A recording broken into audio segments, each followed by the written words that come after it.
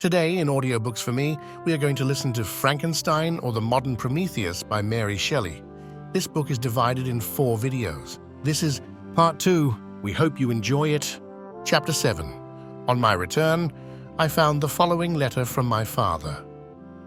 My dear Victor, you have probably waited impatiently for a letter to fix the date of your return to us, and I was at first tempted to write only a few lines, merely mentioning the day on which I should expect you. But that would be a cruel kindness, and I dare not do it. What would be your surprise, my son, when you expected a happy and glad welcome, to behold, on the contrary, tears and wretchedness? And how, Victor, can I relate our misfortune?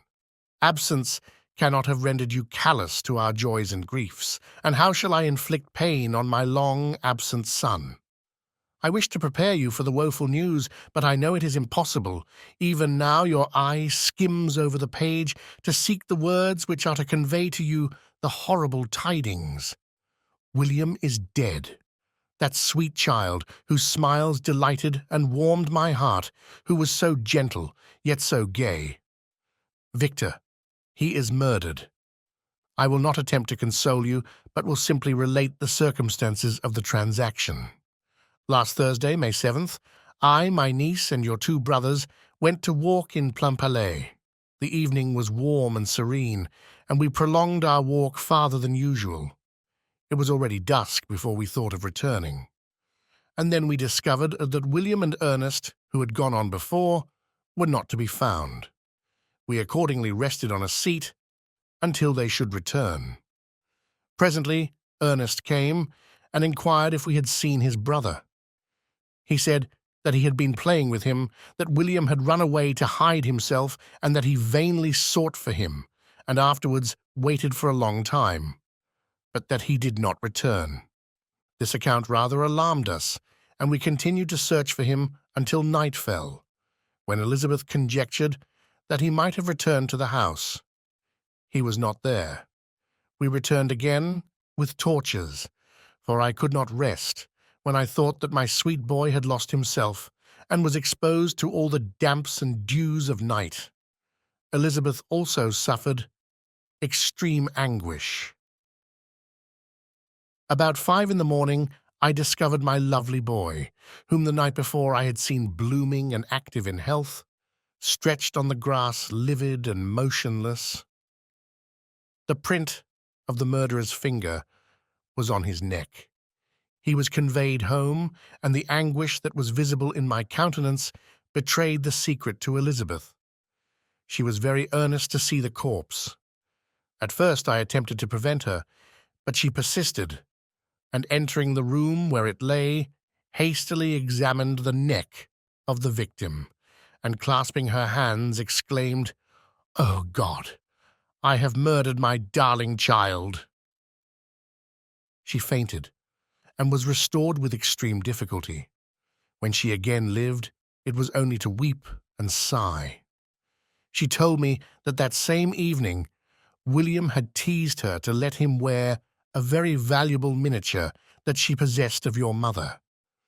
This picture is gone, and was doubtless the temptation which urged the murdered to the deed.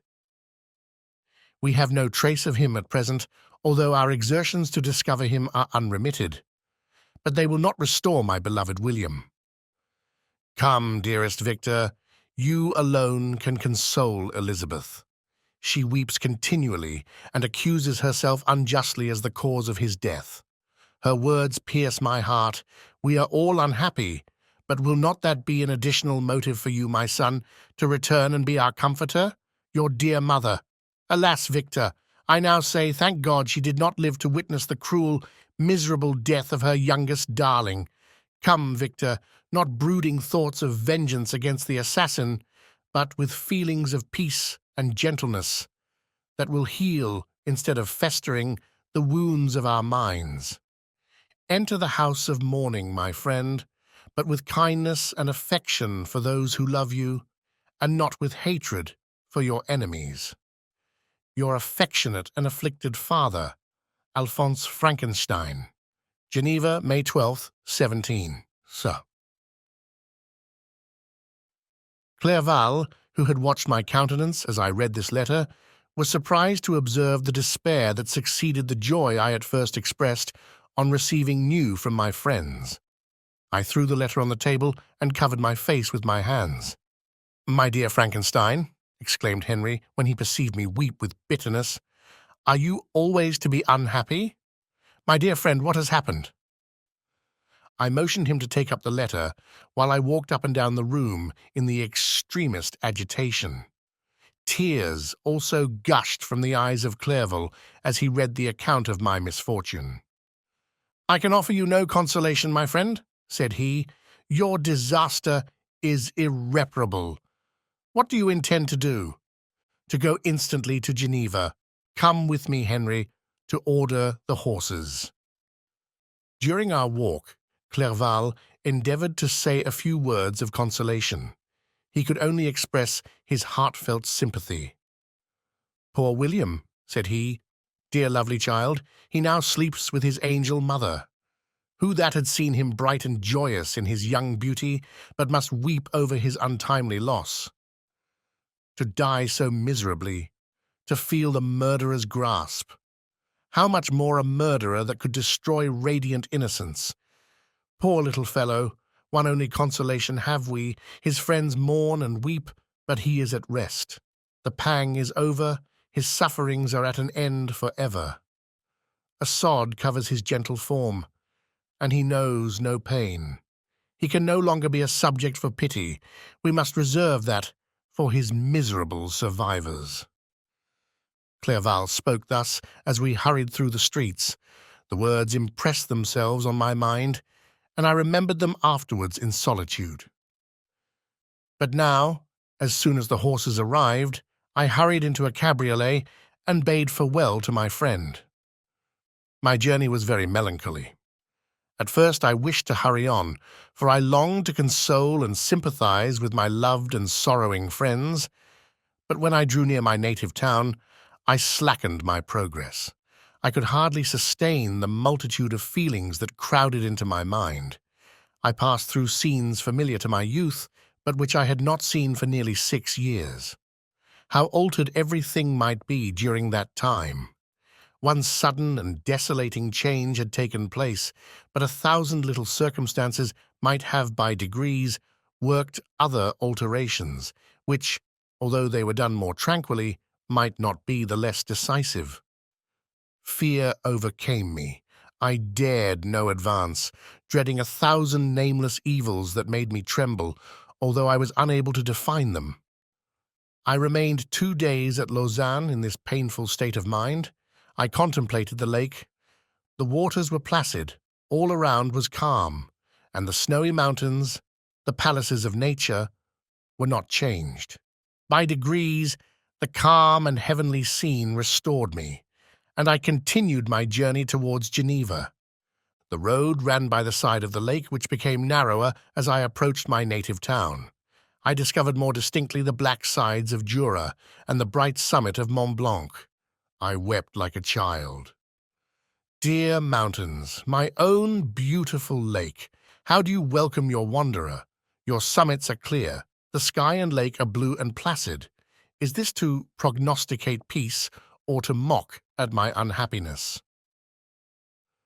I fear, my friend, that I shall render myself tedious by dwelling on these preliminary circumstances, but they were days of comparative happiness, and I think of them with pleasure.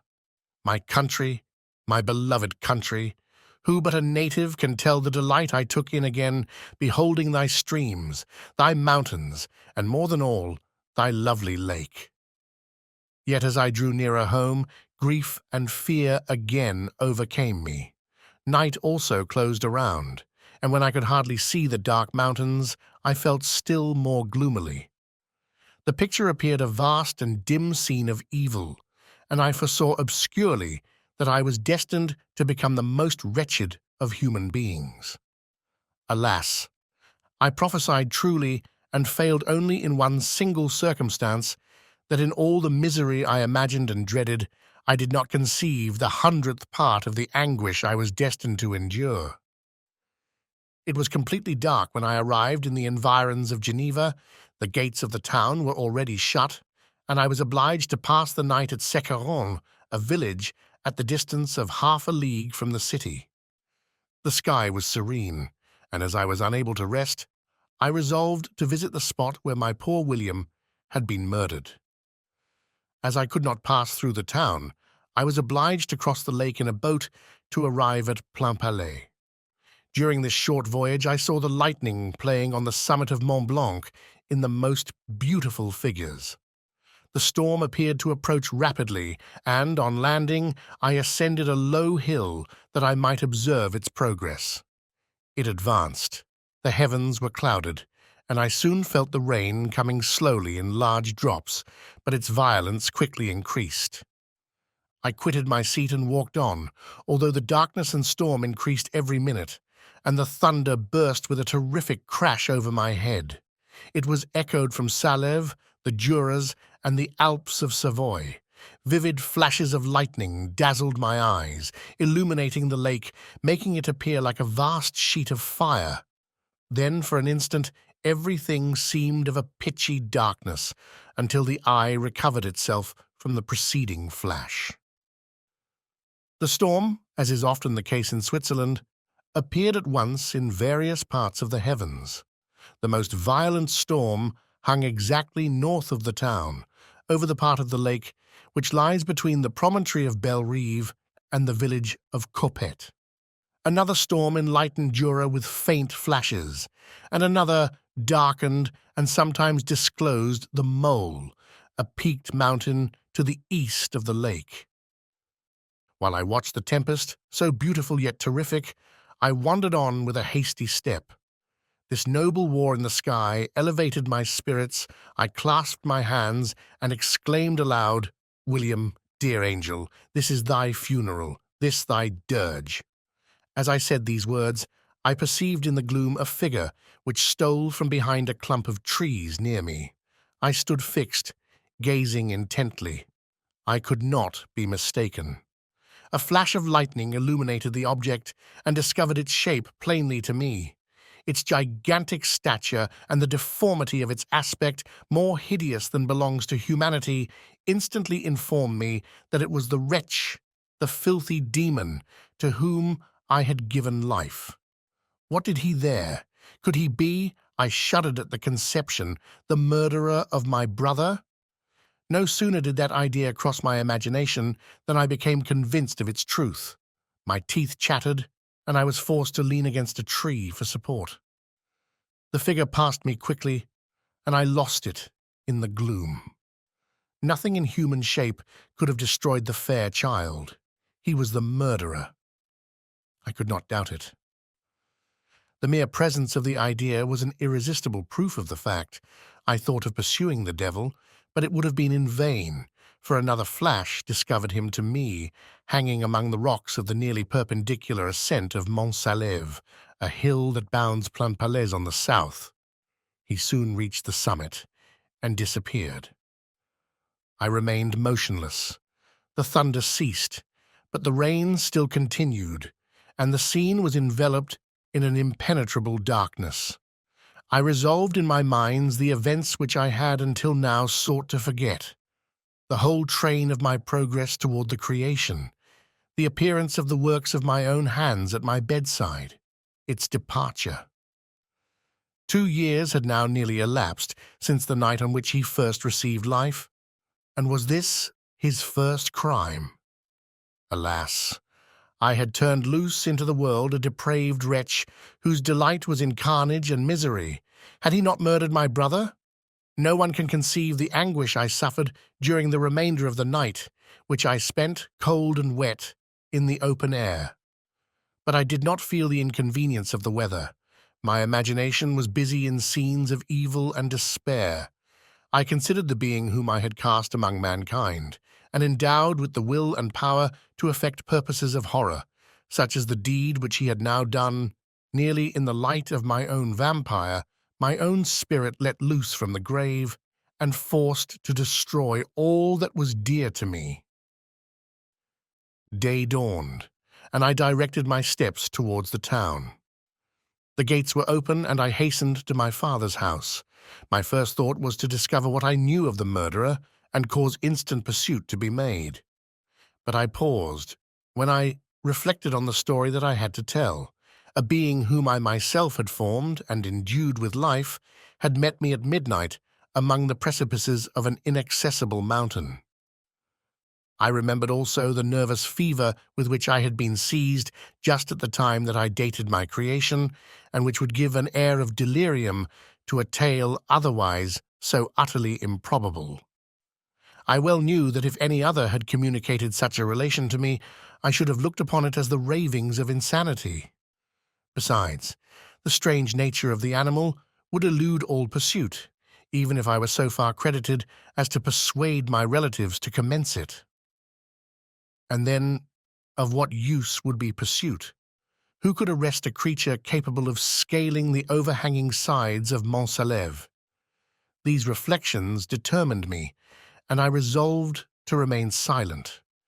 It was about 5 in the morning when I entered my father's house. I told the servants not to disturb the family and went into the library to attend their usual hour of rising. 6 years had elapsed, passed in a dream, but for one indelible trace, and I stood in the same place where I had last embraced my father before my departure for Ingolstadt. Beloved and venerable parent, he still remained to me. I gazed on the picture of my mother, which stood over the mantelpiece.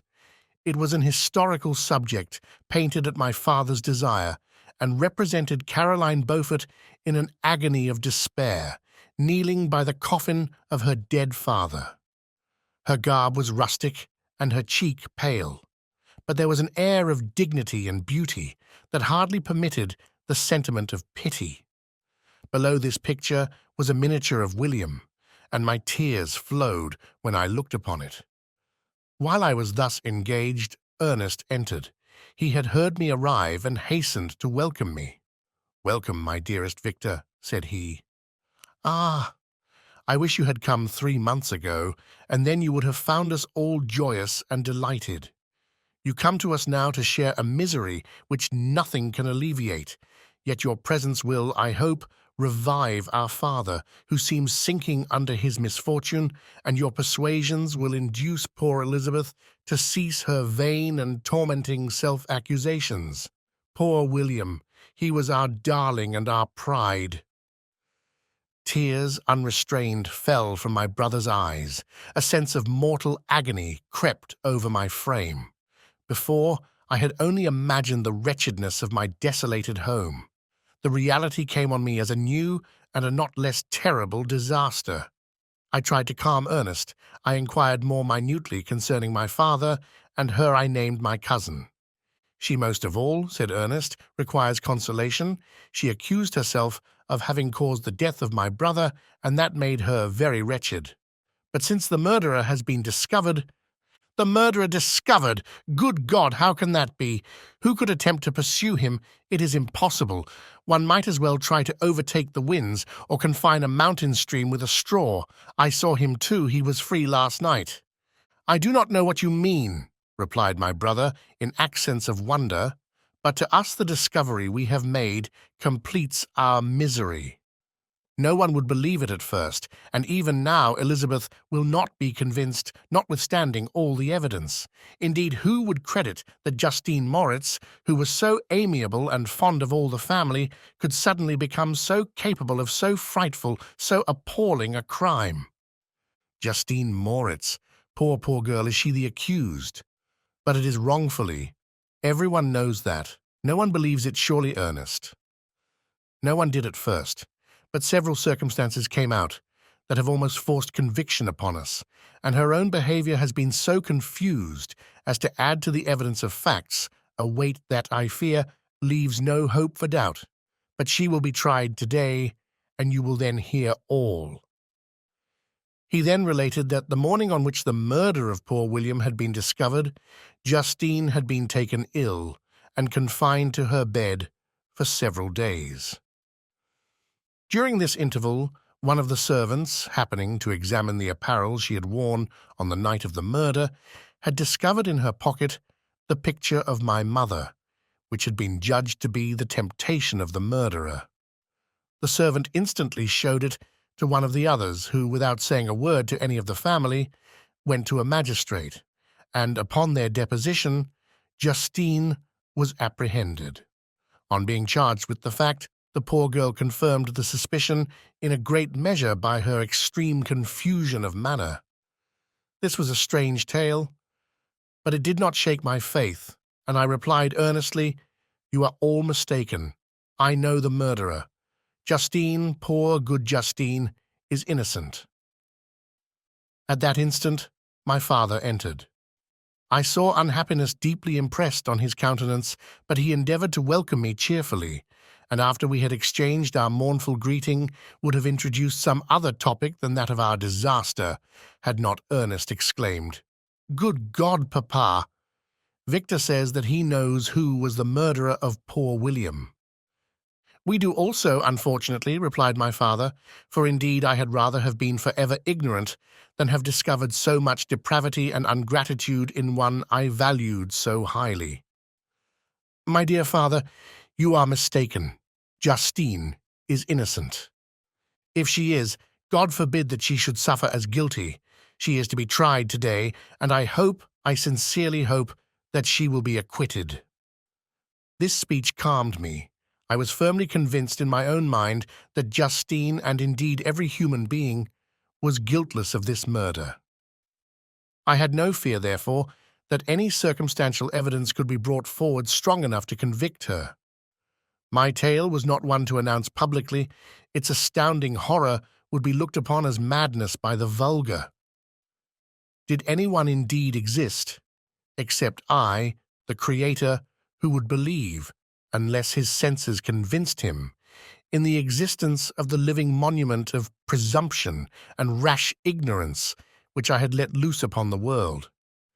We were soon joined by Elizabeth.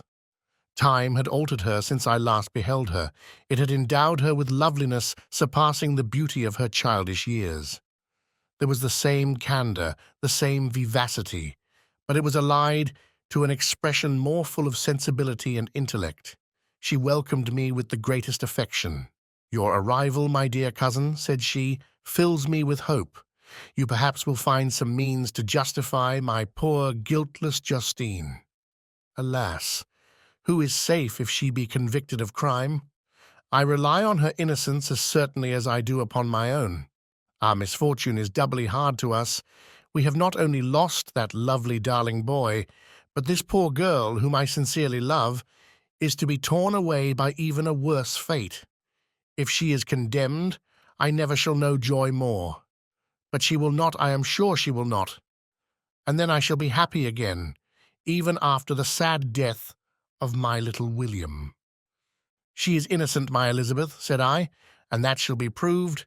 Fear nothing, but let your spirits be cheered by the assurance of her acquittal." "How kind and generous you are! Everyone else believes in her guilt, and that made me wretched, for I knew that it was impossible, and to see everyone else prejudiced in so deadly a manner rendered me hopeless and despairing." She wept. "Dearest niece," said my father, "dry your tears. If she is, as you believe, innocent, rely on the justice of our laws and the activity with which I shall prevent the slightest shadow of partiality." Chapter 8. We passed a few sad hours until 11 o'clock, when the trial was to commence. My father and the rest of the family being obliged to attend as witnesses, I accompanied them to the court. During the whole of this wretched mockery of justice, I suffered living torture. It was to be decided whether the result of my curiosity and lawless devices would cause the death of two of my fellow beings.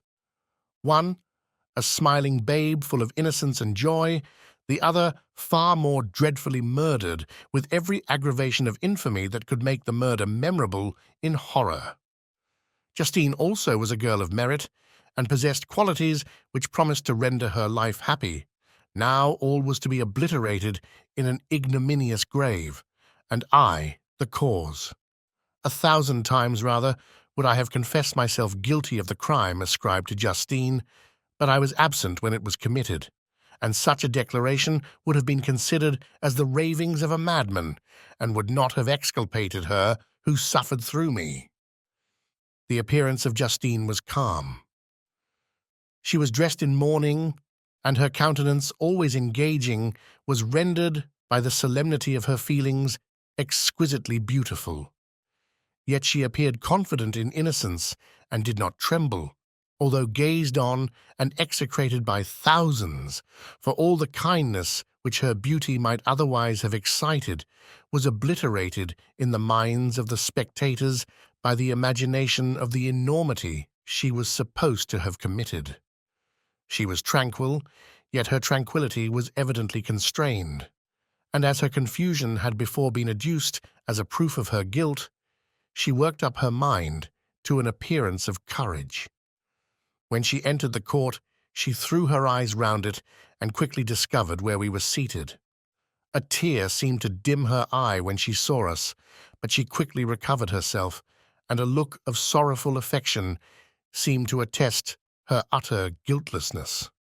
The trial began, and after the advocate against her had stated the charge, several witnesses were called. Several strange facts combined against her, which might have staggered anyone who had not such proof of her innocence as I had.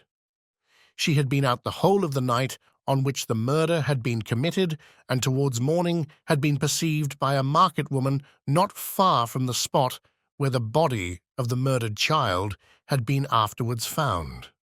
The woman asked her what she did there, but she looked very strangely and only returned a confused and unintelligible answer. She returned to the house about 8 o'clock, and when one inquired where she had passed the night, she replied that she had been looking for the child and demanded earnestly if anything had been heard concerning him. When shown the body, she fell into violent hysterics and kept her bed for several days. The picture was then produced which the servant had found in her pocket, and when Elizabeth, in a faltering voice, proved that it was the same which, an hour before the child had been missed, she had placed round his neck, a murmur of horror and indignation filled the court. Justine was called on for her defence. As the trial had proceeded, her countenance had altered. Surprise, horror, and misery were strongly expressed. Sometimes she struggled with her tears, but when she was desired to plead, she collected her powers and spoke in an audible, although variable, voice. "God knows," she said, "how entirely I am innocent. But I do not pretend that my protestations should acquit me.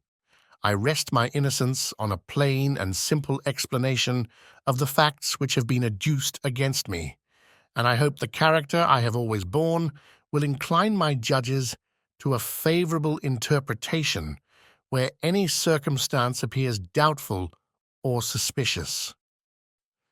She then related that by the permission of Elizabeth, she had passed the evening of the night on which the murder had been committed at the house of an aunt at Chêne, a village situated at about a league from Geneva.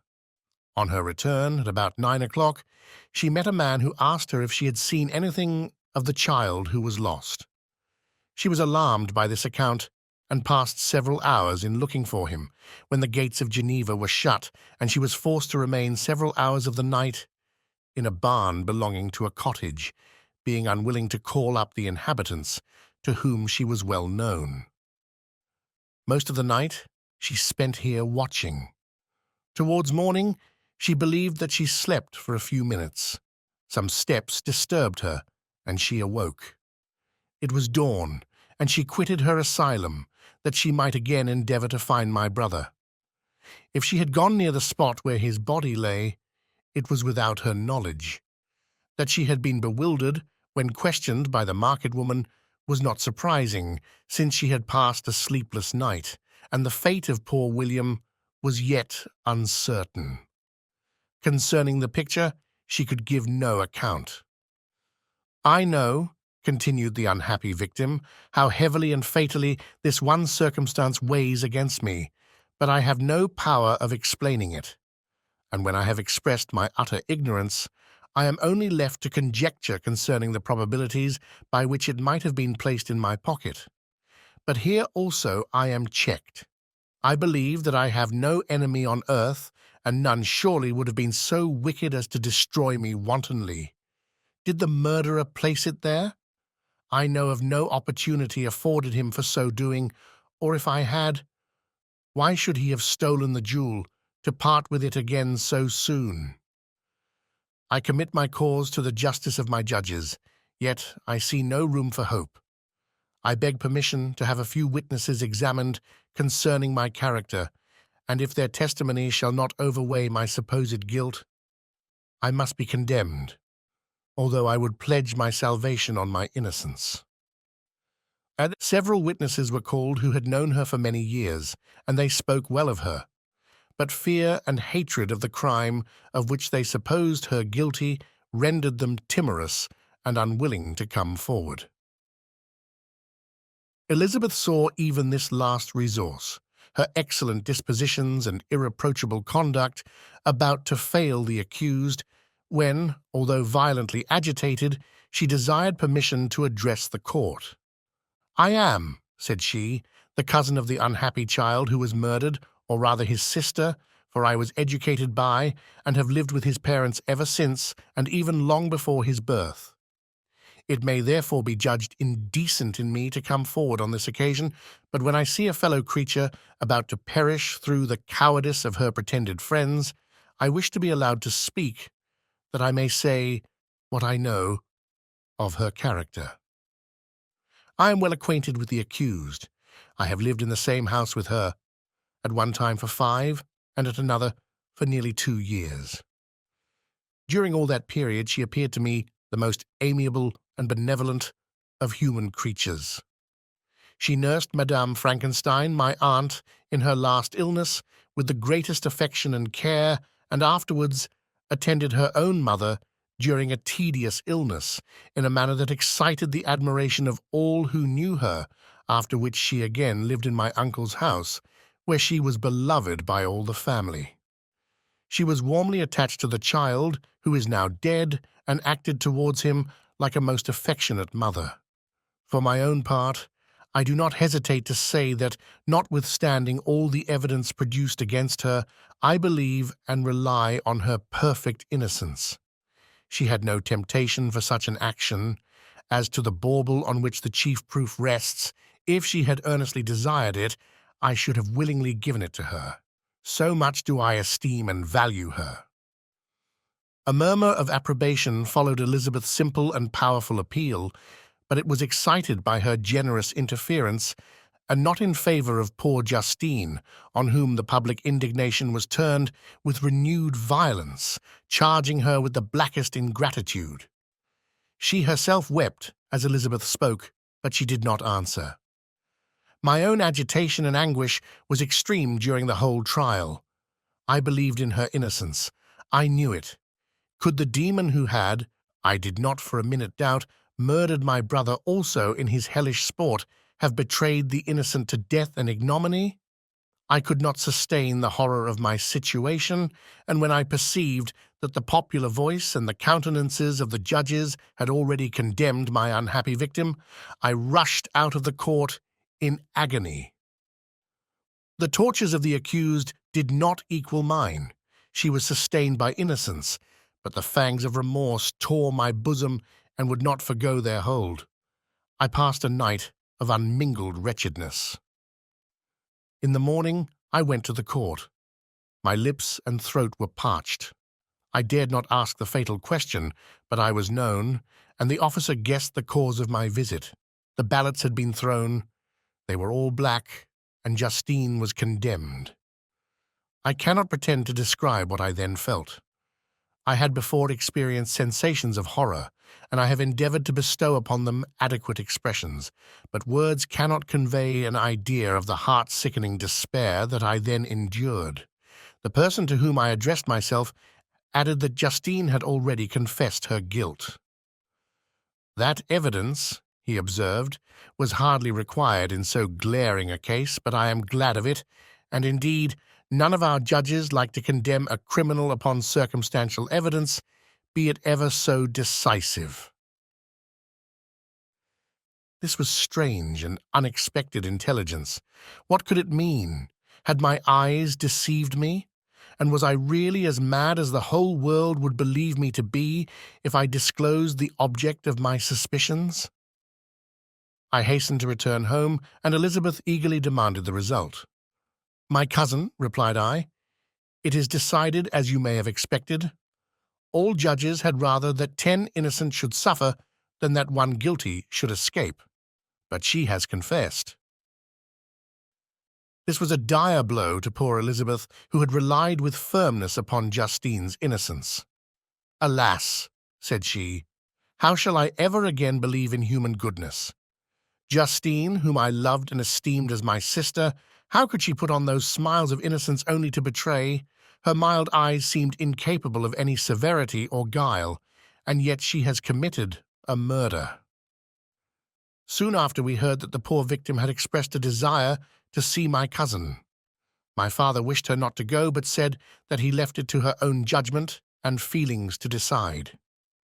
"Yes," said Elizabeth, "I will go, although she is guilty, and you, Victor, shall accompany me. I cannot go alone." The idea of this visit was torture to me, yet I could not refuse. We entered the gloomy prison chamber and beheld Justine sitting on some straw at the farther end. Her hands were manacled, and her head rested on her knees. She rose on seeing us enter, and when we were left alone with her, she threw herself at the feet of Elizabeth, weeping bitterly. My cousin wept also. "Oh, Justine," said she, "why did you rob me of my last consolation? I relied on your innocence, and although I was then very wretched, I was not so miserable as I am now." "And do you also believe that I am so very, very wicked? Do you also join with my enemies to crush me, to condemn me as a murderer?" Her voice was suffocated with sobs. "Rise, my poor girl," said Elizabeth. "Why do you kneel if you are innocent? I am not one of your enemies. I believed you guiltless, notwithstanding every evidence, until I heard that you had yourself declared your guilt. That report, you say, is false. And be assured, dear Justine, that nothing can shake my confidence in you for a moment but your own confession." I did confess, but I confessed a lie. I confessed that I might obtain absolution. But now that falsehood lies heavier at my heart than all my other sins. The God of heaven forgive me. Ever since I was condemned, my confessor has besieged me. He threatened and menaced until I almost began to think that I was the monster that he said I was. He threatened excommunication and hell fire in my last moments if I continued obdurate. Dear lady, I had none to support me. All looked on me as a wretch doomed to ignominy and perdition. What could I do? In an evil hour I subscribed to a lie, and now only am I truly miserable." She paused, weeping, and then continued, "I thought with horror, my sweet lady, that you should believe your Justine, whom your blessed aunt had so highly honored, and whom you loved, was a creature capable of a crime which none but the devil himself could have perpetrated. Dear William, dearest blessed child, I soon shall see you again in heaven, where we shall all be happy, and that consoles me, going as I am to suffer ignominy and death. Oh, Justine, forgive me for having for one moment distrusted you. Why did you confess? But do not mourn, dear girl, do not fear. I will proclaim, I will prove your innocence. I will melt the stony hearts of your enemies by my tears and prayers. You shall not die. You, my playfellow, my companion, my sister, perish on the scaffold. No, no, I never could survive so horrible a misfortune." Justine shook her head mournfully. "I do not fear to die," she said. "That pang is past. God raises my weakness and gives me courage to endure the worst. I leave a sad and bitter world, and if you remember me and think of me as of one unjustly condemned, I am resigned to the fate awaiting me. Learn from me, dear lady, to submit in patience to the will of heaven." During this conversation, I had retired to a corner of the prison room, where I could conceal the horrid anguish that possessed me. Despair. Who dared talk of that? The poor victim who on the morrow was to pass the awful boundary between life and death, felt not, as I did, such deep and bitter agony. I gnashed my teeth and ground them together, uttering a groan that came from my inmost soul. Justine started. When she saw who it was, she approached me and said, "Dear sir, you are very kind to visit me. You, I hope, do not believe that I am guilty?" I could not answer. "No, Justine," said Elizabeth. "He is more convinced of your innocence than I was, for even when he heard that you had confessed, he did not credit it." I truly thank him.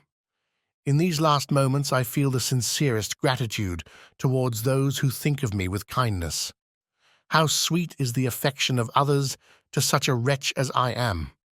It removes more than half my misfortune, and I feel as if I could die in peace now that my innocence is acknowledged by you, dear lady, and your cousin. Thus the poor sufferer tried to comfort others and herself. She indeed gained the resignation she desired. But I, the true murderer, felt the never-dying worm alive in my bosom, which allowed of no hope or consolation. Elizabeth also wept and was unhappy, but hers also was the misery of innocence, which, like a cloud that passes over the fair moon, for a while hides, but cannot tarnish its brightness. Anguish and despair had penetrated into the core of my heart. I bore a hell within me which nothing could extinguish. We stayed several hours with Justine, and it was with great difficulty that Elizabeth could tear herself away. "I wish," cried she, "that I were to die with you. I cannot live in this world of misery." Justine assumed an air of cheerfulness, while she with difficulty repressed her bitter tears. She embraced Elizabeth and said in a voice of half-suppressed emotion, "Farewell, sweet lady, dearest Elizabeth, my beloved and only friend. May heaven, in its bounty, bless and preserve you. May this be the last misfortune that you will ever suffer. Live and be happy, and make others so." And on the morrow, Justine died. Elizabeth's heart-rending eloquence failed to move the judges from their settled conviction in the criminality of the saintly sufferer. My passionate and indignant appeals were lost upon them, and when I received their cold answers and heard the harsh, unfeeling reasoning of these men, my purposed avowal died away on my lips. Thus I might proclaim myself a madman, but not revoke the sentence passed upon my wretched victim. She perished on the scaffold as a murderess. From the tortures of my own heart, I turned to contemplate the deep and voiceless grief of my Elizabeth. This also was my doing. And my father's woe, and the desolation of that late so smiling home, all was the work of my thrice-accursed hands. Ye weep, unhappy ones, but these are not your last tears. Again shall you raise the funeral wail, and the sound of your lamentations shall again and again be heard. Frankenstein, your son, your kinsman, your early, much-loved friend, he who would spend each vital drop of blood for your sakes, who has no thought nor sense of joy, except as it is mirrored also in your dear countenances, who would fill the air with blessings and spend his life in serving you. He bids you weep, to shed countless tears, happy beyond his hopes, if thus inexorable fate be satisfied, and if the destruction pause before the peace of the grave have succeeded to your sad torments. Thus spoke my prophetic soul, as, torn by remorse, horror, and despair, I beheld those I loved spend vain sorrow upon the graves of William and Justine, the first hapless victims to my unhallowed arts. Chapter 9. Nothing is more painful to the human mind than, after the feelings have been worked up by a quick succession of events, the dead calmness of inaction and certainty which follows and deprives the soul both of hope and fear. Justine died, she rested, and I was alive. The blood flowed freely in my veins, but a weight of despair and remorse pressed on my heart, which nothing could remove. Sleep fled from my eyes. I wandered like an evil spirit, for I had committed deeds of mischief beyond description horrible, and much more, I persuaded myself, was yet behind. Yet my heart overflowed with kindness and the love of virtue. I had begun life with benevolent intentions and thirsted for the moment when I should put them in practice and make myself useful to my fellow beings. Now all was blasted. Instead of that serenity of conscience which allowed me to look back upon the past with self-satisfaction, and from thence to gather promise of new hopes, I was seized by remorse and the sense of guilt, which hurried me away to a hell of intense tortures such as no language can describe. This state of mind preyed upon my health, which had perhaps never entirely recovered from the first shock it had sustained. I shunned the face of man. All sound of joy or complacency was torture to me. Solitude was my only consolation. Deep, dark, death-like solitude. My father observed with pain the alteration perceptible in my disposition and habits, and endeavored by arguments deduced from the feelings of his serene conscience and guiltless life to inspire me with fortitude and awaken in me the courage to dispel the dark cloud which brooded over me. "Do you think, Victor," said he, "that I do not suffer also? No one could love a child more than I loved your brother."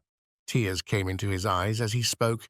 "But is it not a duty to the survivors that we should refrain from augmenting their unhappiness by an appearance of immoderate grief? It is also a duty owed to yourself, for excessive sorrow prevents improvement or enjoyment, or even the discharge of daily usefulness, without which no man is fit for society." This advice, although good, was totally inapplicable to my case. I should have been the first to hide my grief and console my friends if remorse had not mingled its bitterness and terror its alarm with my other sensations. Now I could only answer my father with a look of despair and endeavor to hide myself from his view. About this time, we retired to our house at Bellerive. This change was particularly agreeable to me. The shutting of the gates regularly at 10 o'clock and the impossibility of remaining on the lake after that hour had rendered our residence within the walls of Geneva very irksome to me. I was now free. Often, after the rest of the family had retired for the night, I took the boat and passed many hours upon the water. Sometimes, with my sails set, I was carried by the wind, and sometimes, after rowing into the middle of the lake, I left the boat to pursue its own course and gave way to my own miserable reflections. I was often tempted, when all was at peace around me, and I the only unquiet thing that wandered restless in a scene so beautiful and heavenly, if I except some bat, or the frogs whose harsh and interrupted croaking was heard only when I approached the shore. Often, I say, I was tempted to plunge into the silent lake, that the waters might close over me and my calamities forever. But I was restrained when I thought of the heroic and suffering Elizabeth, whom I tenderly loved, and whose existence was bound up in mine. I thought also of my father and surviving brother. Should I, by my base desertion, leave them exposed and unprotected to the malice of the fiend whom I had let loose among them? At these moments I wept bitterly, and wished that peace would revisit my mind, only that I might afford them consolation and happiness. But that could not be. Remorse extinguished every hope. I had been the author of unalterable evils, and I lived in daily fear lest the monster whom I had created should perpetrate some new wickedness. I had an obscure feeling that all was not over, and that he would still commit some signal crime which by its enormity should almost efface the recollection of the past. There was always scope for fear, so long as anything I loved remained behind. My abhorrence of this fiend cannot be conceived. When I thought of him, I gnashed my teeth, my eyes became inflamed, and I ardently wished to extinguish that life which I had so thoughtlessly bestowed. When I reflected on his crimes and malice, my hatred and revenge burst all bounds of moderation. I would have made a pilgrimage to the highest peak of the Andes, could I, when they have precipitated him to their base. I wished to see him again, that I might wreak the utmost extent of abhorrence on his head and avenge the deaths of William and Justine. Our house was the house of mourning. My father's health was deeply shaken by the horror of the recent events. Elizabeth was sad and desponding. She no longer took delight in her ordinary occupations. All pleasure seemed to her sacrilege toward the dead. Eternal woe and tears, she then thought, was the just tribute she should pay to innocence so blasted and destroyed. She was no longer that happy creature who in earlier youth wandered with me on the banks of the lake and talked with ecstasy of our future prospects. The first of those sorrows which are sent to wean us from the earth had visited her, and its dimming influence quenched her dearest smiles.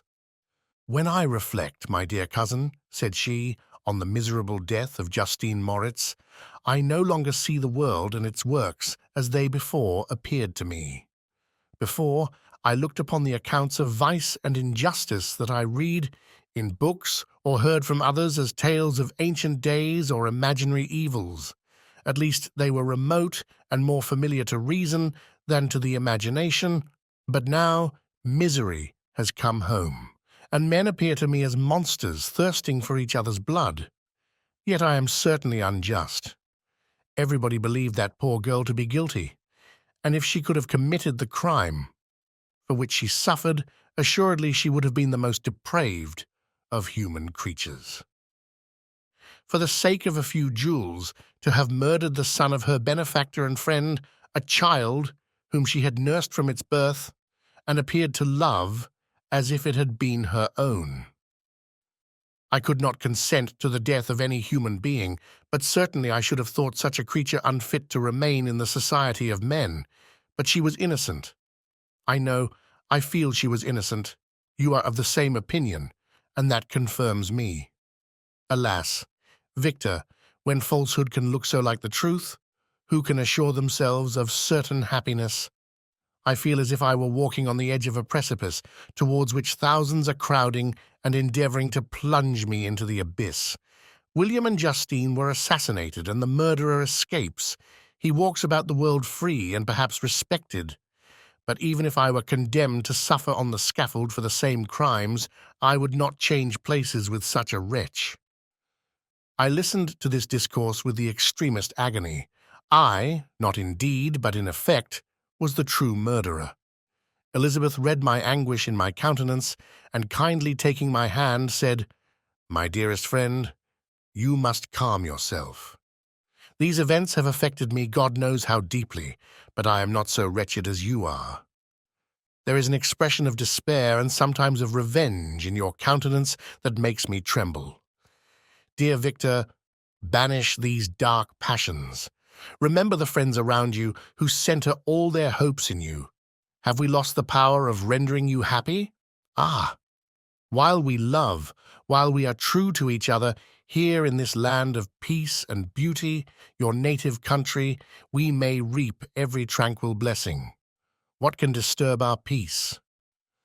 And could not such words from her, whom I fondly prized before every other gift of fortune, suffice to chase away the fiend that lurked in my heart?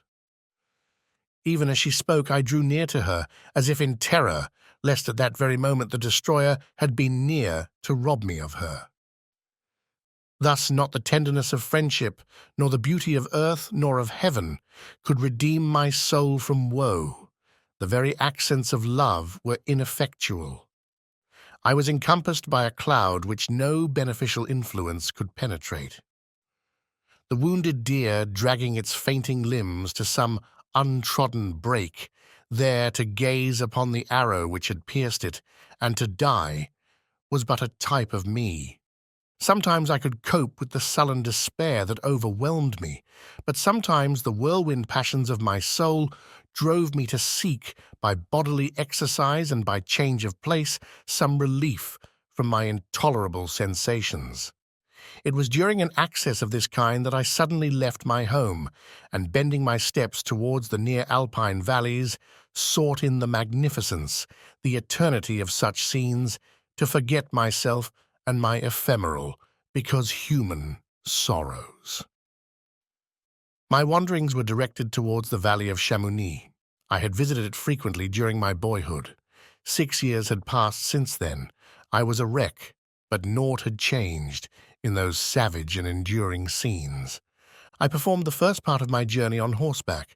I afterwards hired a mule, as the more sure-footed and least liable to receive injury on these rugged roads. The weather was fine. It was about the middle of the month of August, nearly 2 months after the death of Justine, that miserable epoch from which I dated all my woe. The weight upon my spirit was sensibly lightened as I plunged yet deeper in the ravine of Arve. The immense mountains and precipices that overhung me on every side, the sound of the river raging among the rocks, and the dashing of the waterfalls around, spoke of a power mighty as omnipotence, and I ceased to fear or to bend before any being less almighty than that which had created and ruled the elements, here displayed in their most terrific guise. Still, as I ascended higher, the valley assumed a more magnificent and astonishing character. Ruined castles hanging on the precipices of piny mountains, the impetuous Arve, and cottages every here and there peeping forth from among the trees, formed a scene of singular beauty. But it was augmented and rendered sublime by the mighty Alps, whose white and shining pyramids and domes towered above all as belonging to another earth, the habitations of another race of beings. I passed the bridge of Pélissier, where the ravine, which the river forms, opened before me, and I began to ascend the mountain that overhangs it. Soon after, I entered the valley of Chamonix. This valley is more wonderful and sublime, but not so beautiful and picturesque as that of Servox, through which I had just passed. The high and snowy mountains were its immediate boundaries, but I saw no more ruined castles and fertile fields. Immense glaciers approached the road. I heard the rumbling thunder of the falling avalanche and marked the smoke of its passage. Mont Blanc, the supreme and magnificent Mont Blanc, raised itself from the surrounding aiguilles, and its tremendous dome overlooked the valley. A tingling, long-lost sense of pleasure often came across me during this journey. Some turn in the road, some new object suddenly perceived and recognized, reminded me of days gone by and were associated with the light-hearted gaiety of boyhood. The very winds whispered in soothing accents, and maternal nature bade me weep no more. Then again, the kindly influence ceased to act. I found myself fettered again to grief and indulging in all the misery of reflection. Then I spurred on my animal, striving so to forget the world, my fears, and more than all myself, or, in a more desperate fashion, I alighted and threw myself on the grass, weighed down by horror and despair. At length I arrived at the village of Chamonix. Exhaustion succeeded to the extreme fatigue both of body and of mind which I had endured. For a short space of time I remained at the window watching the pallid lightnings that played above Mont Blanc and listening to the rushing of the Arve, which pursued its noisy way beneath. The same lulling sounds acted as a lullaby to my too keen sensations. When I placed my head upon my pillow, sleep crept over me.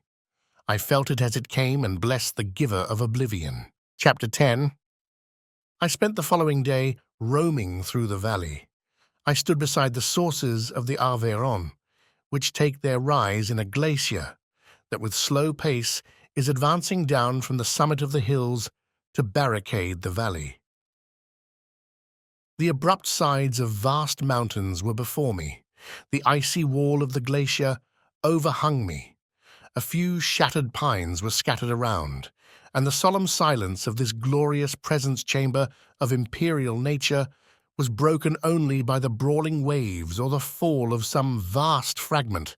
The thunder sound of the avalanche or the cracking reverberated along the mountains of the accumulated ice which, through the silent working of immutable laws, was ever and anon rent and torn, as if it had been but a plaything in their hands.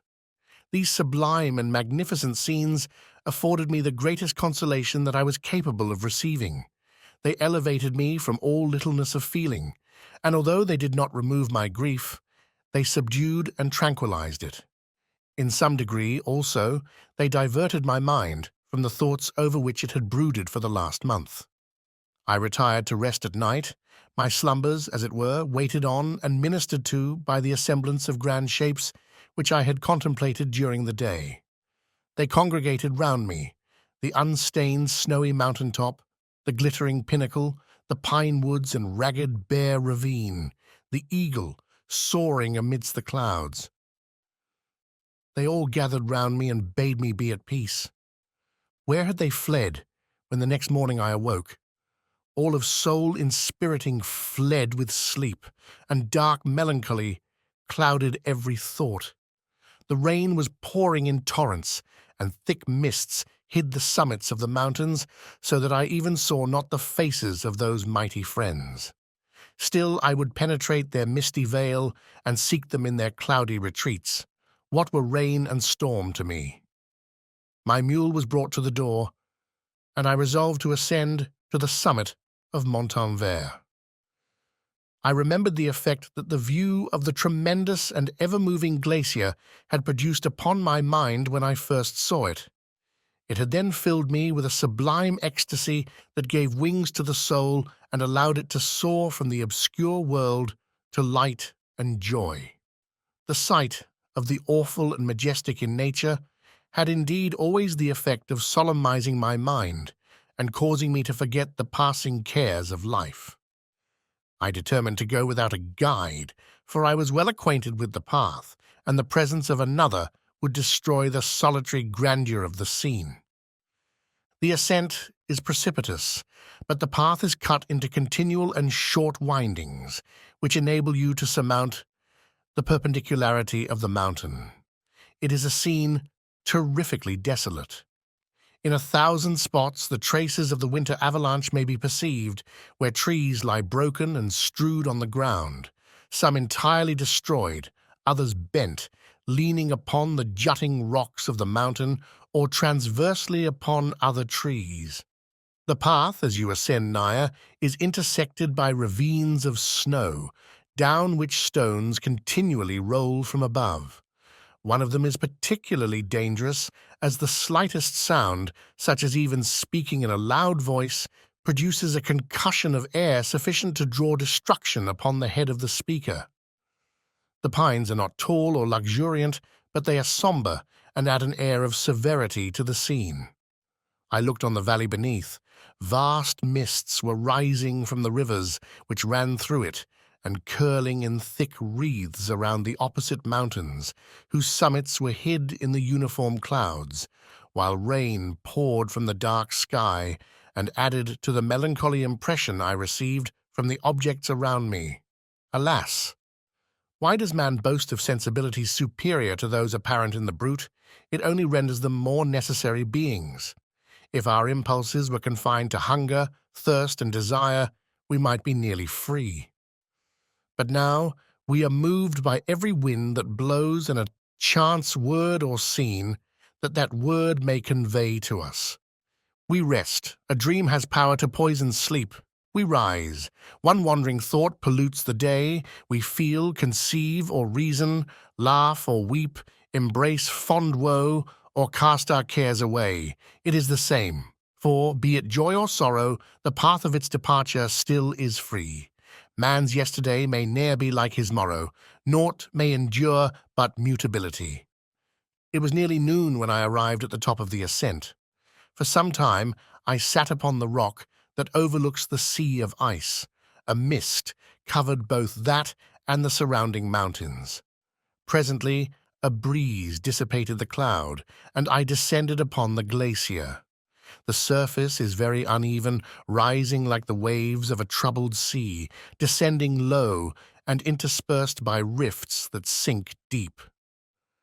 The field of ice is almost a league in width, but I spent nearly 2 hours in crossing it. The opposite mountain is a bare perpendicular rock.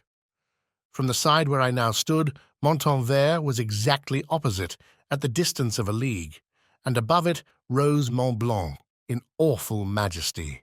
I remained in a recess of the rock, gazing on this wonderful and stupendous scene. The sea, or rather the vast river of ice, wound among its dependent mountains, whose aerial summits hung over its recesses. Their icy and glittering peaks shone in the sunlight over the clouds. My heart, which was before sorrowful, now swelled with something like joy. I exclaimed, "Wandering spirits, if indeed you wander, and do not rest in your narrow beds, allow me this faint happiness, or take me as your companion away from the joys of life." As I said this, I suddenly beheld the figure of a man, at some distance, advancing towards me with superhuman speed. He bounded over the crevices in the ice, among which I had walked with caution. His stature, also, as he approached, seemed to exceed that of man. I was troubled. A mist came over my eyes, and I felt a faintness seize me, but I was quickly restored by the cold gale of the mountains. I perceived, as the shape came nearer, sight tremendous and abhorred, that it was the wretch whom I had created. I trembled with rage and horror, resolving to wait his approach and then close with him in mortal combat. He approached. His countenance bespoke bitter anguish, combined with disdain and malignity, while its unearthly ugliness rendered it almost too horrible for human eyes. But I scarcely observed this. Rage and hatred had at first deprived me of utterance, and I recovered only to overwhelm him with words expressive of furious detestation and contempt. "Devil," I exclaimed, "do you dare approach me?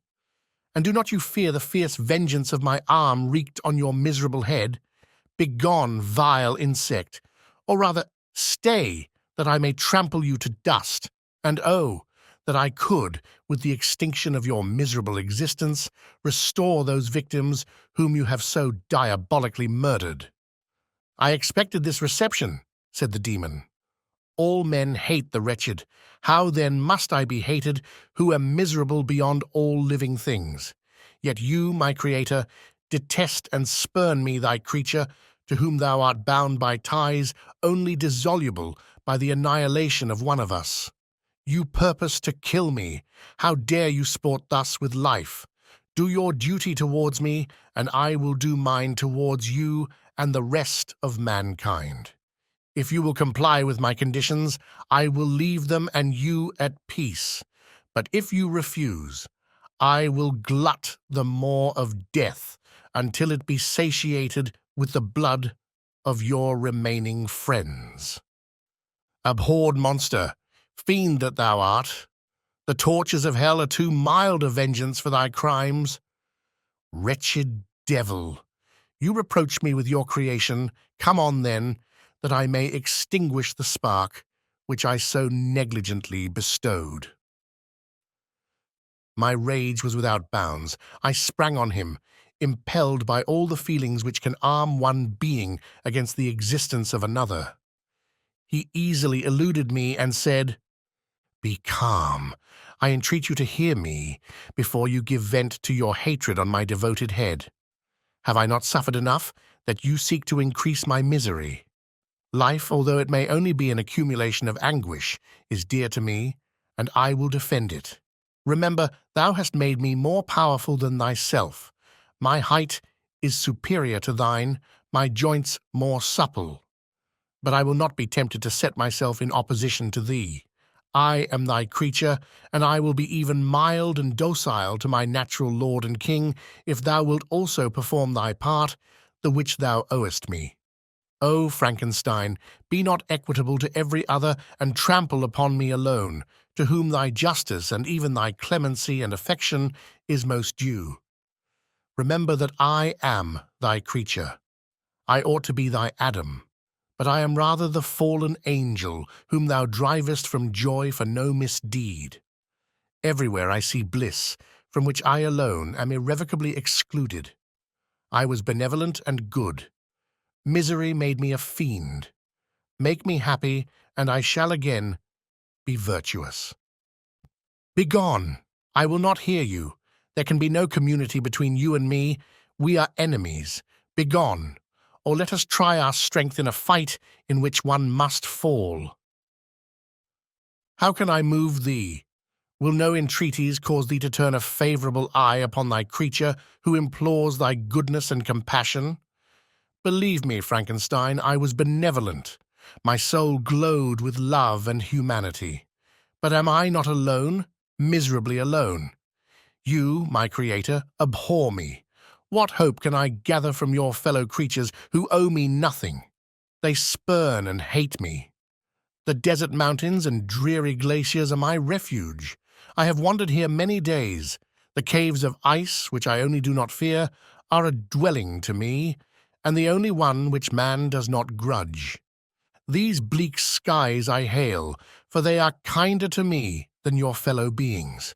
If the multitude of mankind knew of my existence, they would do as you do, and arm themselves for my destruction. Shall I not then hate them who abhor me? I will keep no terms with my enemies. I am miserable, and they shall share my wretchedness. Yet it is in your power to recompense me, and deliver them from an evil which it only remains for you to make so great that not only you and your family, but thousands of others, shall be swallowed up in the whirlwinds of its rage. Let your compassion be moved, and do not disdain me. Listen to my tale. When you have heard that, abandon or commiserate me as you shall judge that I deserve. But hear me. The guilty are allowed, by human laws, bloody as they are, to speak in their own defense before they are condemned. Listen to me, Frankenstein. You accuse me of murder, and yet you would, with a satisfied conscience, destroy your own creature. Oh, praise the eternal justice of man, yet I ask you not to spare me. Listen to me, and then, if you can and if you will, destroy the work of your hands. Why do you call to my remembrance, I rejoined, circumstances of which I shudder to reflect, that I have been the miserable origin and author? Cursed be the day, abhorred devil, in which you first saw light. Cursed, although I curse myself, be the hands that formed you. You have made me wretched beyond expression. You have left me no power to consider whether I am just to you or not. Begone. Relieve me from the sight of your detested form. Thus I relieve thee, my creator, he said, and placed his hated hands before my eyes, which I flung from me with violence. Thus I take from thee a sight which you abhor. Still thou canst listen to me and grant me thy compassion. By the virtues that I once possessed, I demand this from you. Hear my tale. It is long and strange, and the temperature of this place is not fitting to your fine sensations. Come to the hut upon the mountain. The sun is yet high in the heavens. Before it descends to hide itself behind your snowy precipices and illuminate another world, you will have heard my story and can decide. On you it rests, whether I quit forever the neighborhood of man and lead a harmless life, or become the scourge of your fellow creatures and the author of your own speedy ruin. As he said this, he led the way across the ice. I followed. My heart was full, and I did not answer him. But as I proceeded, I weighed the various arguments that he had used and determined at least to listen to his tale. I was partly urged by curiosity, and compassion confirmed my resolution. I had hitherto supposed him to be the murderer of my brother, and I eagerly sought a confirmation or denial of this opinion. For the first time, also, I felt what the duties of a creator towards his creature were, and that I ought to render him happy before I complained of his wickedness. These motives urged me to comply with his demand. We crossed the ice, therefore, and ascended the opposite rock. The air was cold, and the rain again began to descend. We entered the hut, the fiend with an air of exultation, I with a heavy heart and depressed spirits.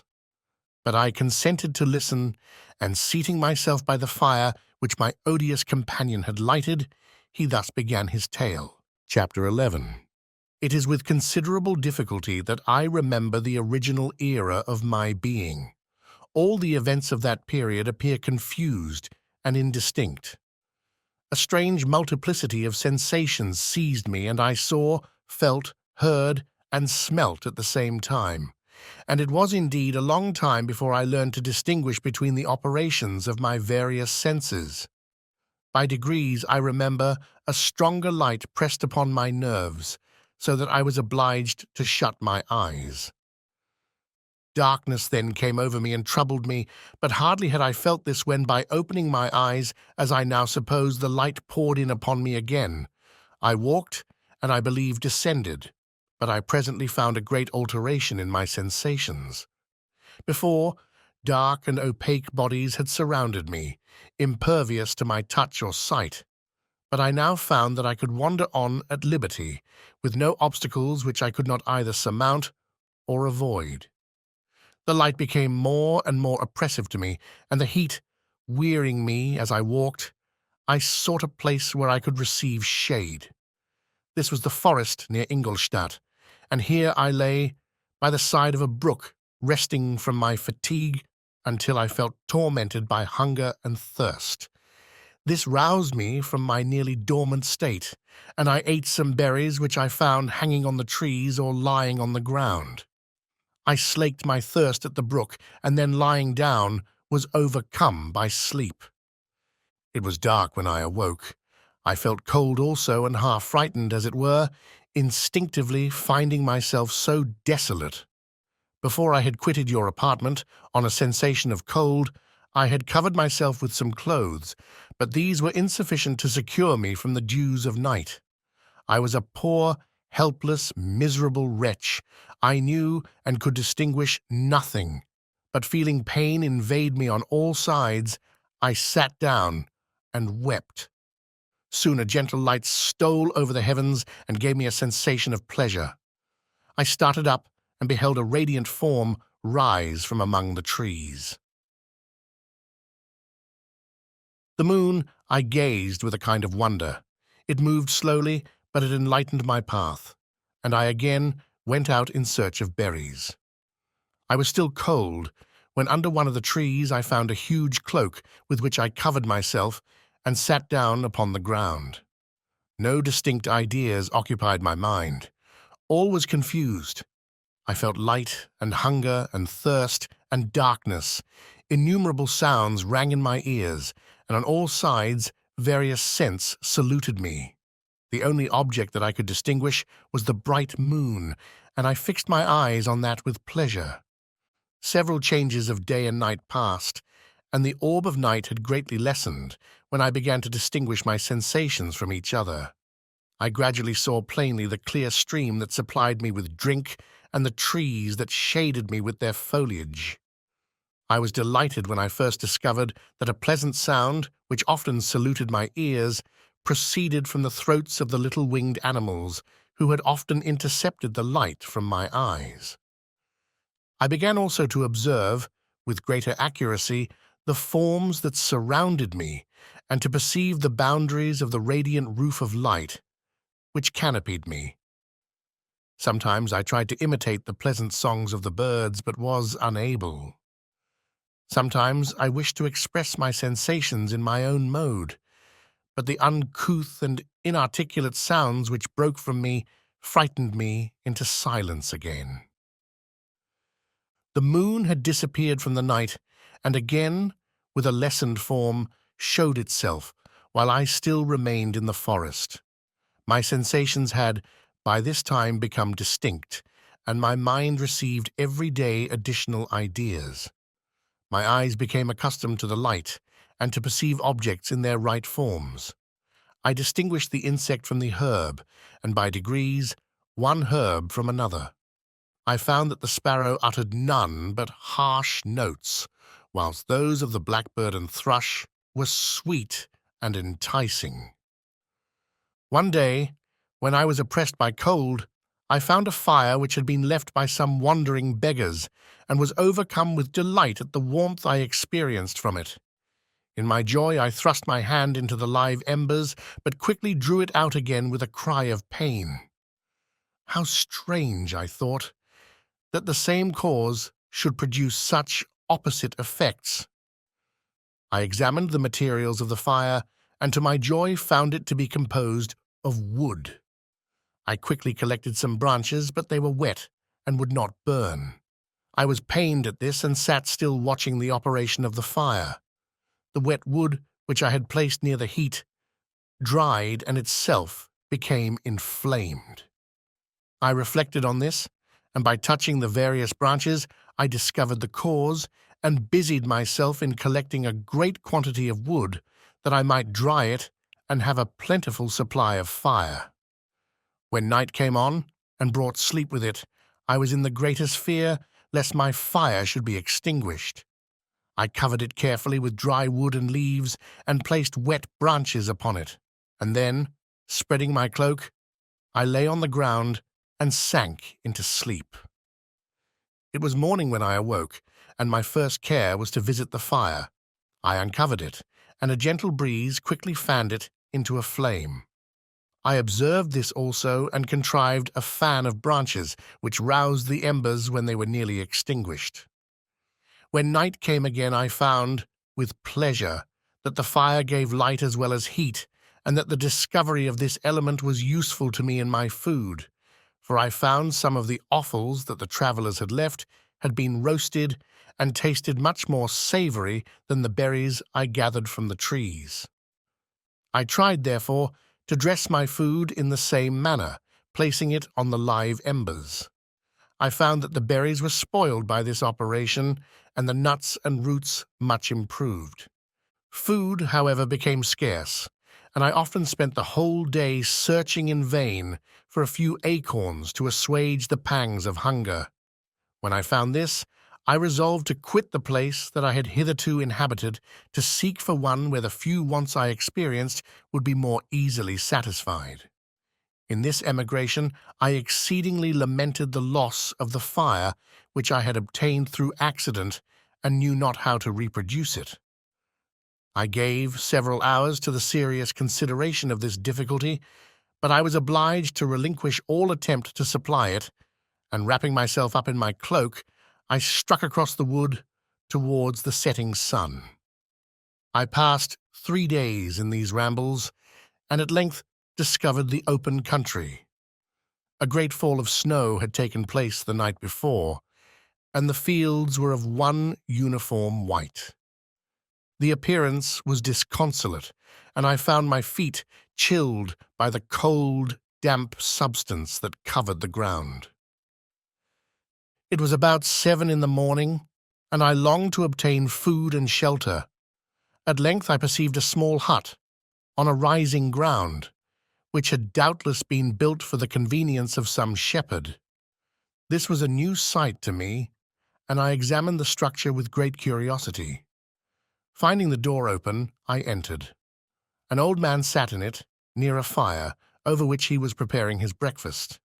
He turned on hearing a noise, and perceiving me, shrieked loudly, and quitting the hut, ran across the fields with a speed of which his debilitated form hardly appeared capable, his appearance different from any I had ever before seen, and his flight somewhat surprised me. But I was enchanted by the appearance of the hut. Here the snow and rain could not penetrate. The ground was dry, and it presented to me then as exquisite and divine a retreat as pandemonium appeared to the demons of hell after their sufferings in the lake of fire. I greedily devoured the remnants of the shepherd's breakfast, which consisted of bread, cheese, milk, and wine. The latter, however, I did not like. Then, overcome by fatigue, I lay down among some straw and fell asleep. It was noon when I awoke, and allured by the warmth of the sun, which shone brightly on the white ground, I determined to recommence my travels, and depositing the remains of the peasant's breakfast in a wallet I found, I proceeded across the fields for several hours, until at sunset I arrived at a village. How miraculous did this appear! The huts, the neater cottages, and stately houses engaged my admiration by turns. The vegetables in the gardens, the milk and cheese that I saw placed at the windows of some of the cottages, allured my appetite. One of the best of these I entered, but I'd hardly placed my foot within the door before the children shrieked, and one of the women fainted. The whole village was roused. Some fled, some attacked me, until, grievously bruised by stones and many other kinds of missile weapons, I escaped to the open country and fearfully took refuge in a low hovel, quite bare, and making a wretched appearance after the palaces I had beheld in the village. This hovel, however, joined a cottage of a neat and pleasant appearance, but after my late dearly bought experience, I dared not enter it. My place of refuge was constructed of wood, but so low that I could with difficulty sit upright in it. No wood, however, was placed on the earth, which formed the floor, but it was dry, and although the wind entered it by innumerable chinks, I found it an agreeable asylum from the snow and rain. Here, then, I retreated and lay down happy to have found a shelter, however miserable, from the inclemency of the season, and still more from the barbarity of man. As soon as morning dawned, I crept from my kennel that I might view the adjacent cottage, and discover if I could remain in the habitation I had found. It was situated against the back of the cottage, and surrounded on the sides, which were exposed by a pig-sty and a clear pool of water. One part was open, and by that I had crept in. But now I covered every crevice by which I might be perceived with stones and wood, yet in such a manner that I might move them on occasion to pass out. All the light I enjoyed came through the sty, and that was sufficient for me.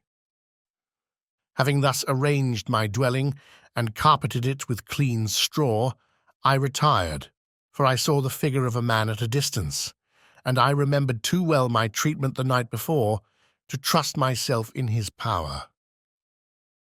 I had first, however, provided for my sustenance for that day by a loaf of coarse bread, which I purloined, and a cup with which I could drink more conveniently than from my hand of the pure water which flowed by my retreat.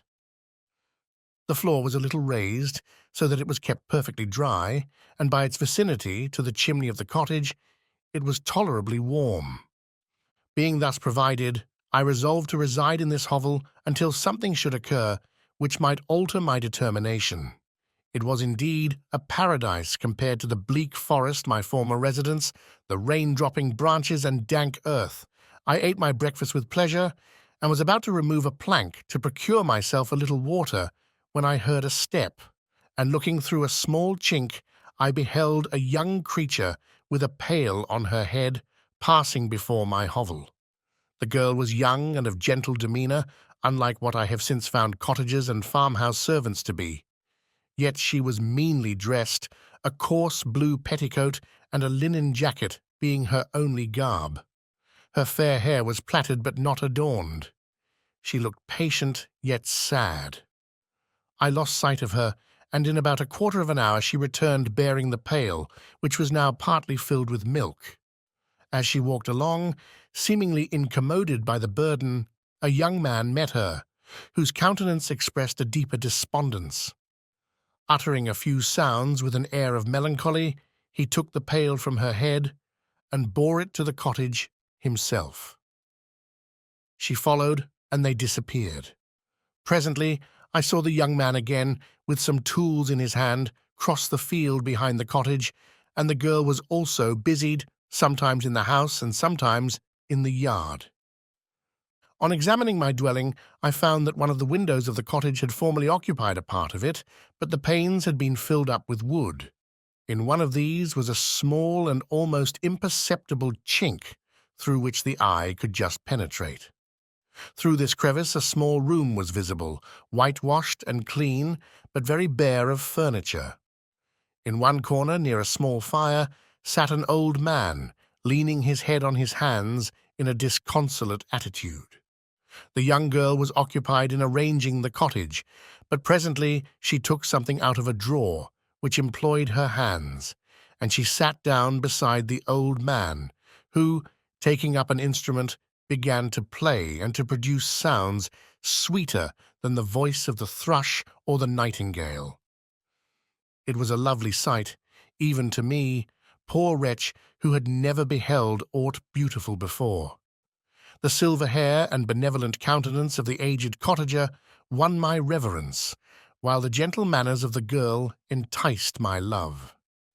He played a sweet, mournful air, which I perceived drew tears from the eyes of his amiable companion, of which the old man took no notice until she sobbed audibly. He then pronounced a few sounds, and the fair creature, leaving her work, knelt at his feet. He raised her and smiled with such kindness and affection that I felt sensations of a peculiar and overpowering nature. They were a mixture of pain and pleasure, such as I had never before experienced, either from hunger or cold, warmth or food. And I withdrew from the window, unable to bear these emotions. Soon after this, the young man returned, bearing on his shoulders a load of wood. The girl met him at the door, helped to relieve him of his burden, and taking some of the fuel into the cottage, placed it on the fire. Then she and the youth went apart into a nook of the cottage, and he showed her a large loaf and a piece of cheese. She seemed pleased and went into the garden for some roots and plants, which she placed in water and then upon the fire. She afterwards continued her work, whilst the young man went into the garden and appeared busily employed in digging and pulling up roots. After he had been employed thus about an hour, the young woman joined him, and they entered the cottage together. The old man had, in the meantime, been pensive, but on the appearance of his companions he assumed a more cheerful air, and they sat down to eat. The meal was quickly dispatched. The young woman was again occupied in arranging the cottage. The old man walked before the cottage in the sun for a few minutes, leaning on the arm of the youth.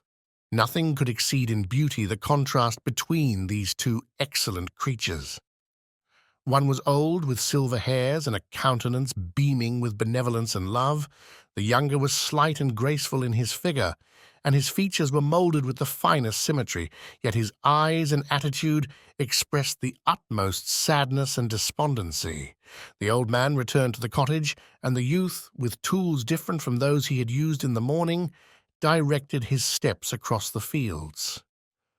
Night quickly shut in, but to my extreme wonder, I found that the cottagers had a means of prolonging light by the use of tapers, and was delighted to find that the setting of the sun did not put an end to the pleasure I experienced in watching my human neighbors. In the evening, the young girl and her companion were employed in various occupations which I did not understand, and the old man again took up the instrument which produced the divine sounds that had enchanted me in the morning. So soon as he had finished, the youth began not to play, but to utter sounds that were monotonous, and neither resembling the harmony of the old man's instrument nor the songs of the birds. I since found that he read aloud, but at that time I knew nothing of the science of words or letters. The family, after having been thus occupied for a short time, extinguished their lights and retired, as I conjectured, to rest. Chapter 12. I lay on my straw, but I could not sleep. I thought of the occurrences of the day. What chiefly struck me was the gentle manners of these people, and I longed to join them, but dared not.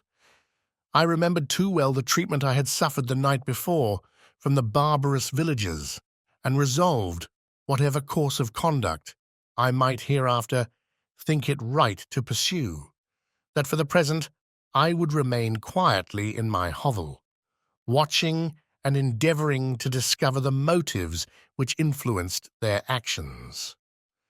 The cottagers arose the next morning before the sun. The young woman arranged the cottage and prepared the food, and the youth departed after the first meal. This day was passed in the same routine as that which preceded it. The young man was constantly employed out of doors, and the girl in various laborious occupations within. The old man, whom I soon perceived to be blind, employed his leisure hours on his instrument or in contemplation. Nothing could exceed the love and respect which the younger cottagers exhibited towards their venerable companion. They performed towards him every little office of affection and duty with gentleness, and he rewarded them by his benevolent smiles. They were not entirely happy. The young man and his companion often went apart and appeared to weep. I saw no cause for their unhappiness, but I was deeply affected by it. If such lovely creatures were miserable, it was less strange that I, an imperfect and solitary being, should be wretched. Yet why were these gentle beings unhappy? They possessed a delightful house, for such it was in my eyes, and every luxury. They had a fire to warm them when chill and delicious viands when hungry. They were dressed in excellent clothes, and still more, they enjoyed one another's company and speech, interchanging each day looks of affection and kindness. What did their tears imply? Did they really express pain? I was at first unable to solve these questions, but perpetual attention and time explained to me many appearances which were at first enigmatic. A considerable period elapsed before I discovered one of the causes of the uneasiness of this amiable family. It was poverty, and they suffered that evil in a very distressing degree. Their nourishment consisted entirely of the vegetables of their garden and the milk of one cow, which gave very little during the winter when its masters could scarcely procure food to support it. They often, I believe, suffered the pangs of hunger very poignantly, especially the two younger cottagers, for several times they placed food before the old man when they reserved none for themselves. This trait of kindness moved me sensibly. I had been accustomed, during the night, to steal a part of their store for my own consumption, but when I found that in doing this I inflicted pain on the cottagers, I abstained and satisfied myself with berries, nuts, and roots which I gathered from a neighboring wood.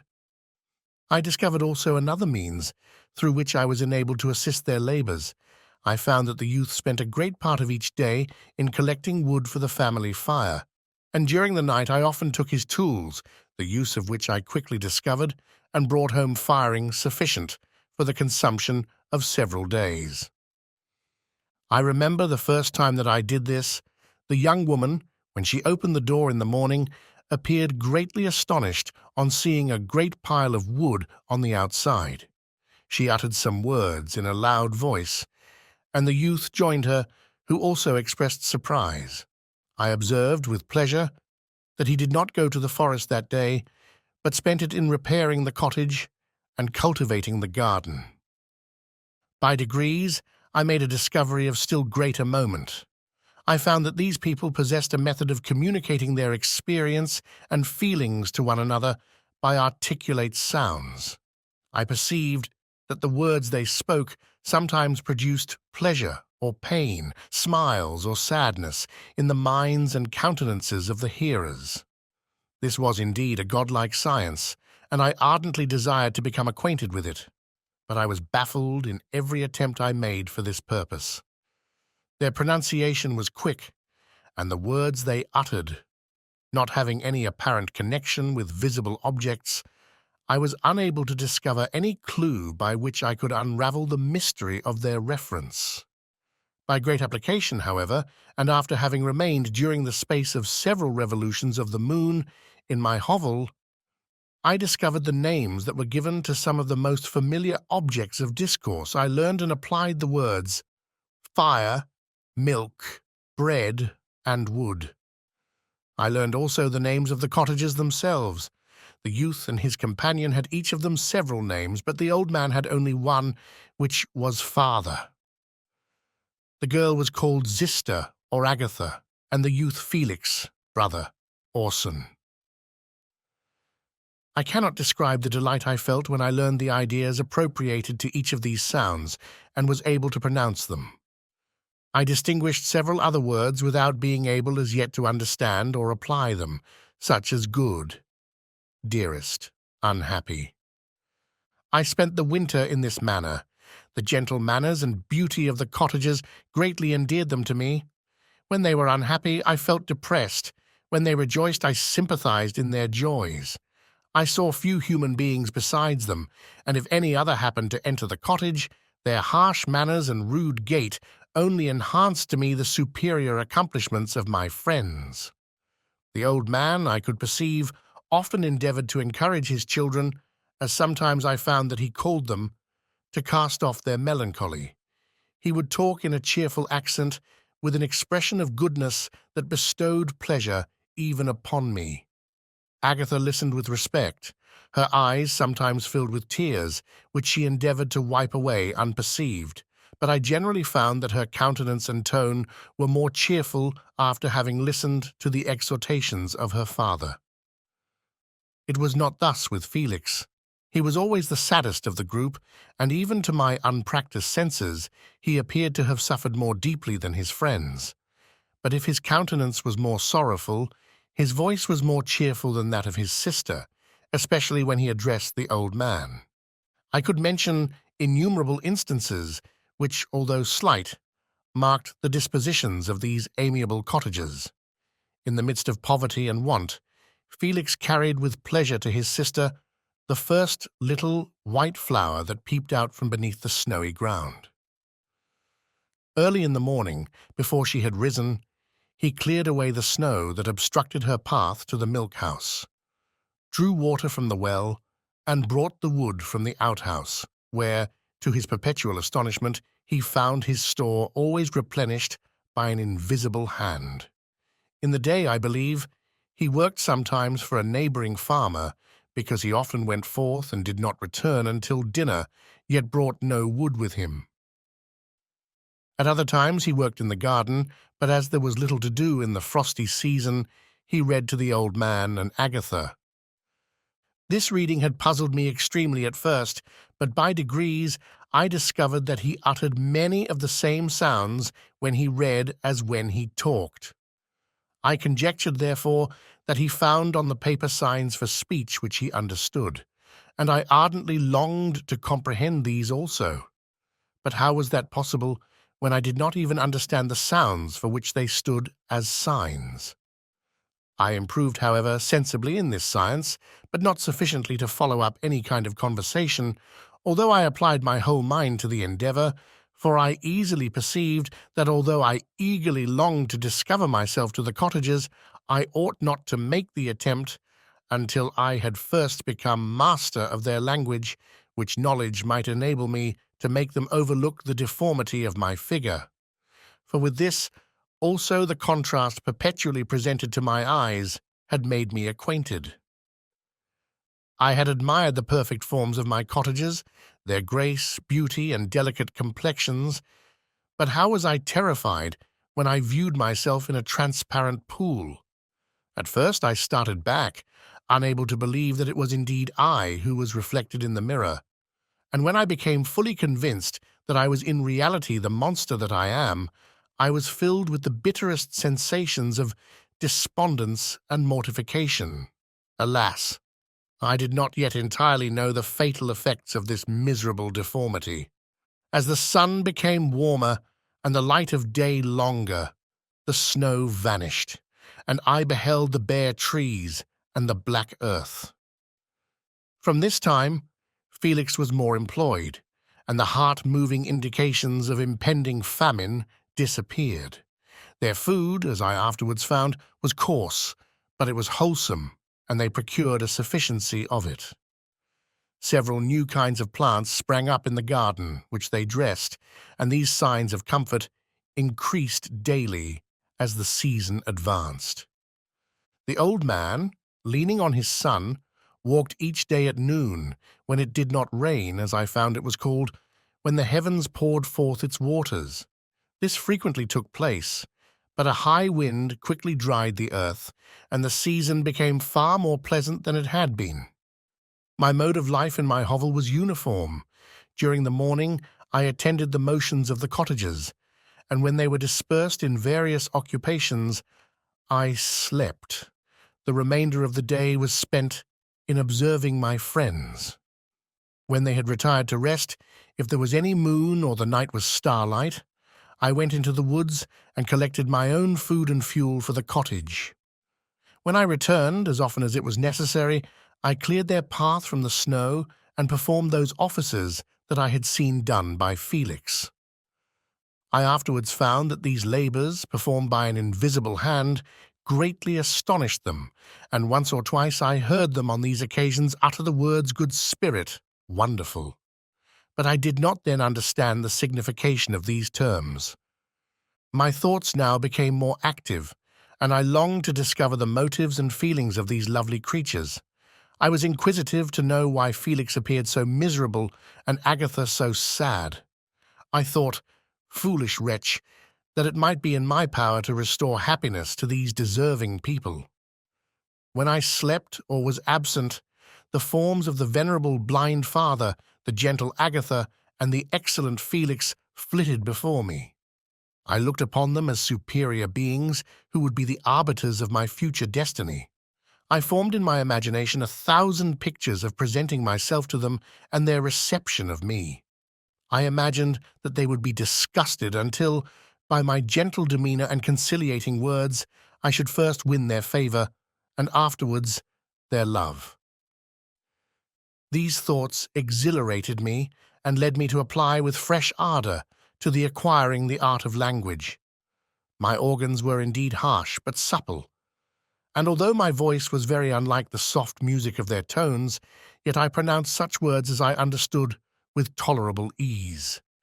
It was as the ass and the lapdog, yet surely the gentle ass, whose intentions were affectionate, although his manners were rude, deserved better treatment than blows and execration. The pleasant showers and genial warmth of spring greatly altered the aspect of the earth. Men who before this change seemed to have been hid in caves dispersed themselves and were employed in various arts of cultivation. The birds sang in more cheerful notes, and the leaves began to bud forth on the trees. Happy, happy earth, fit habitation for gods, which, so short a time before, was bleak, damp, and unwholesome. My spirits were elevated by the enchanting appearance of nature. The past was blotted from my memory, the present was tranquil, and the future gilded by bright rays of hope and anticipations of joy.